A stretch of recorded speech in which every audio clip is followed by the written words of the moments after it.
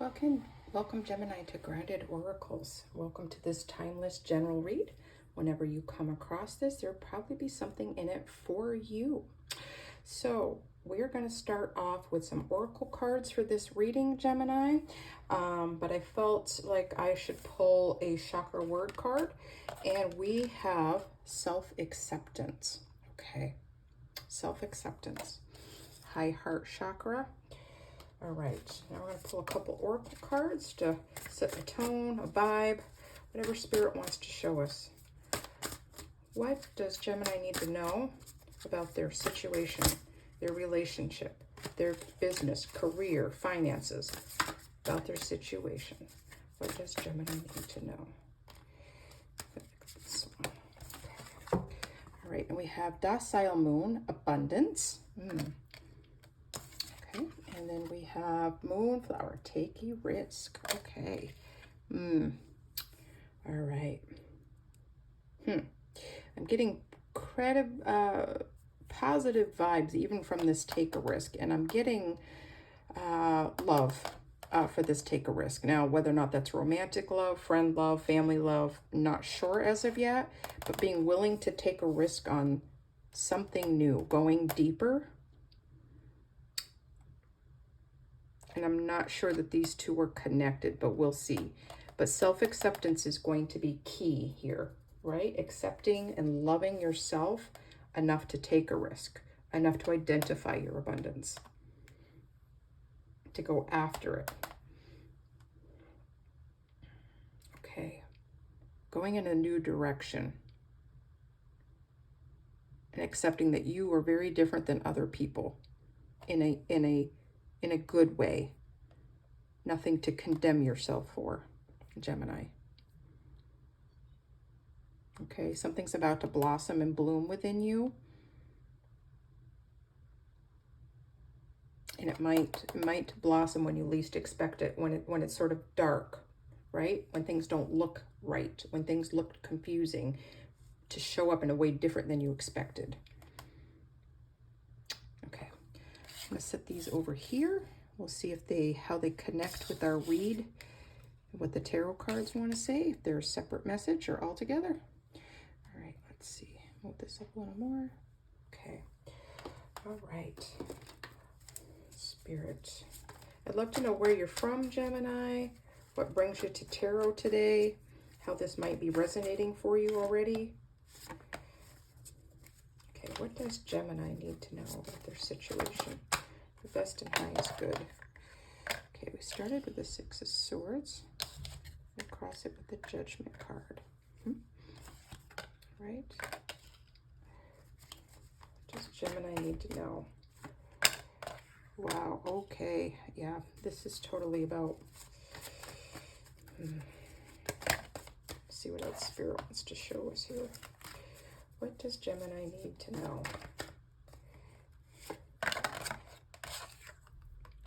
My goodness, we got so much cup energy. Emotions, love, intuition. All right, what is our grounding energy? All right, King of Wands. All right, fire, passion, charisma. Okay. All right, so Gemini, this is about love, okay? Obviously, it's always going to be about love of self, self-acceptance here.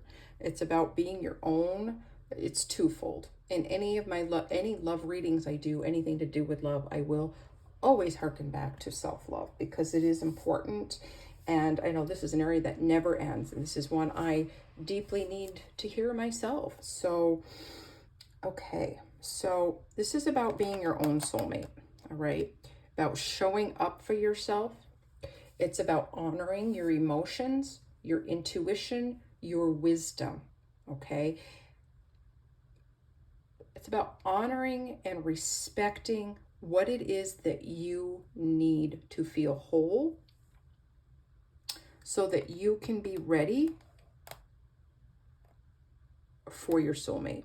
And for many of you, this isn't about you being single looking for a soulmate. That is going to be some of you. That is going to be some of you. But for many of you, this may be about trying to reconnect with a partner. This could be someone you've been separated from, perhaps divorced from. Maybe you had children with this person and things are going to reignite. This could also be about just a strain in a relationship, long-term or marriage, whatever that love relationship looks like for you. For some of you, this is about your best friend who is like a soulmate to you. There may be no romantic feelings there, but there's been maybe some tension, perhaps some uncertainty, maybe some stagnancy. I'm thinking some turbulence of some kind, and some of that may be you. Your feelings may be changing. You might be dissatisfied with the way the relationship's going or dissatisfied with yourself, right? Some of you could be because of where you live, the work situations that you're in, your family dynamics, and you want something more. And you may be feeling dissatisfied. But there is some deep love going on here. And there's time for change. It's time to answer the call to repair the relationship because it's obviously important to you. And if you don't know how important it is to you, it's really time to sit with yourself and ask yourself, how is it going for me? What is it that I want from this? What's working and what's not working? Is this fixable? How am I showing up and contributing to this relationship? Because it's time for movement forward, okay? It's time for movement forward. It's time to put the fears behind you and do it afraid anyway, right? To go on that date. To take your partner out, to create a date night and to take them out and rebuild. It's time for some peace in your life. And a lot of that is going to come through self-acceptance because no one else can make it peaceful for you. They can certainly help with good behavior, kind words, but really a lot of it is going to be about you. So what might be turbulent around you, you're at calm, you're at peace. And this will help draw in a mate. This will help redraw in a mate if you're trying to rebuild.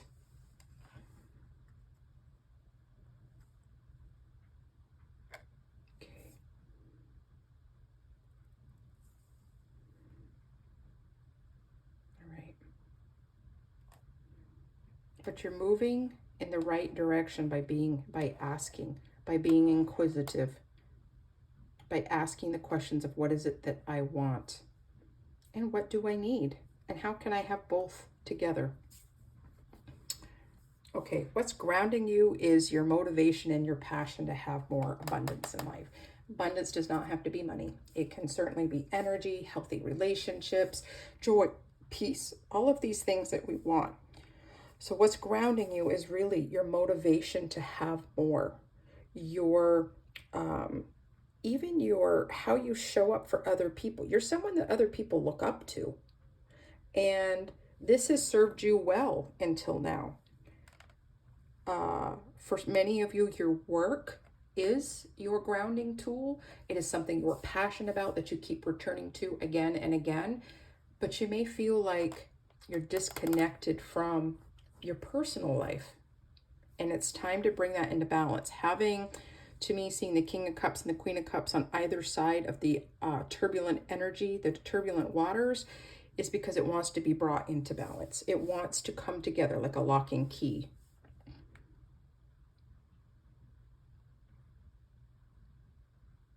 Okay. So your higher self, your spirit team is saying, this cup of love, you need to be continually offering it to yourself, right? It's a day-by-day decision to love and accept yourself.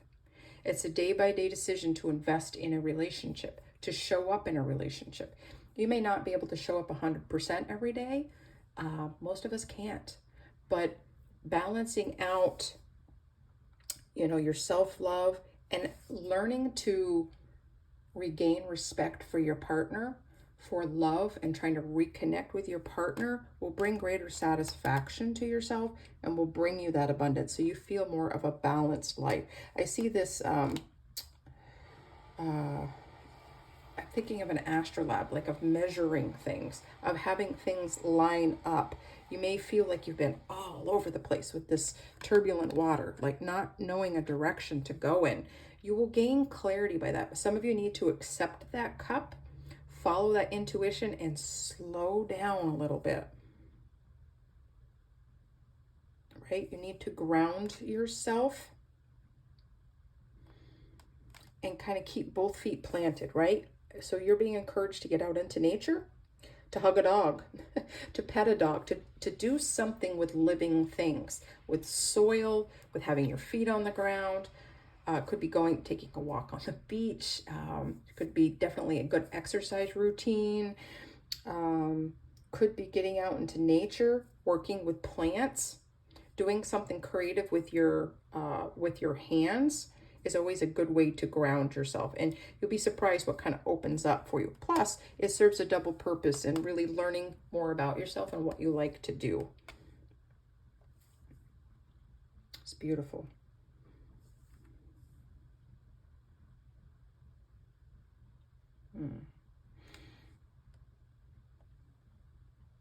Okay, Gemini. We're going to take a look at some inspiration cards to see if there's anything additional Spirit wants to say. This is very beautiful, Gemini. Embracing both sides of yourself. Moving forward. Be willing to take a risk on yourself and someone else. And someone that you've already poured a lot into with your life. Your partner. Creating a date night or creating some sort of time that you can spend together. Some of you need to practice the love dare. There's a book out there called The Love Dare. It's been out for many years, and practice that on yourself and your partner. Some of you need to learn your love languages. How do you accept love? How do you give love? And how does your partner give love? That can be a great task to do together, as well as doing a vision board together. That's something actually I'd love to teach a class on. Or just a workshop on couples doing vision boards together, because it's your future. It's not just you, it's your significant others. Okay, we have, today is a sacred gift from life, right? Enjoying the everyday, even the mundane moments. Feel like working with your hands, okay? Seeing what you can create and bringing it to life. So some of you, that vision board, the idea of the vision board, or something else, a project that you and a date can go on, or you and your significant other, if you're rebuilding your relationship, reconnecting, deepening, want to do something together with your hands. Maybe doing painting with a twist, maybe planting a garden together. Doing something together will help reignite things and help you really balance out your emotions, and keep you grounded. Keep your relationship grounded. And for some of you, this could be a business that you do together, taking a risk of starting something new together, reigniting the love, the passion, as well as bringing in new abundance, hope, joy. That's beautiful, Gemini. I'd love to know how this resonates for you, how I can pray for you. I hope you have a great day. Please hit that like and subscribe so this can get out to others who need to hear this message. And stay grounded.